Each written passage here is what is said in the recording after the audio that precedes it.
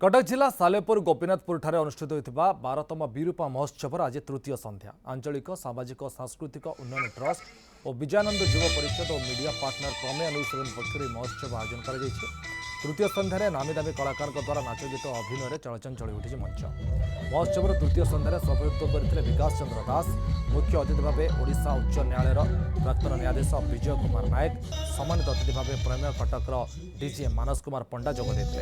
वरिष्ठ सांबादिक मानस पंडा को विरूपा सांबादिक गौरव सम्मान सम्मानित अतिथि मैंने मधुबाबू स्मृतिचारण करते आज संध्यार विभिन्न अनुष्ठान कलाकार द्वारा नृत्य परिवेषण कर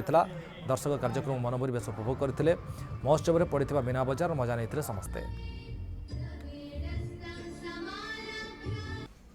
आम प्राय मसे है प्राक्ट करूँ प्रथम गीत आमर जाइए कृष्ण राधा द्वितीय गीत जाइए जगन्नाथ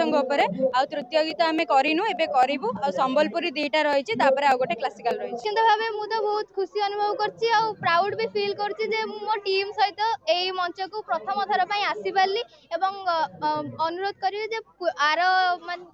नेक्स्ट टाइम यही मंच मत सुजोग मिल कि डांस करिया प्रतिदिन 10,000 अधिक लोक समागम होती बहुत बुद्धिजीवी आसती वक्तव्य रखती साधारणतः यहाँ आम अंचल पखापाखि सालेपुर ब्लॉक एभली महोत्सव ना आम तो सरस सुंदर हम आम यत्नवान अच्छे।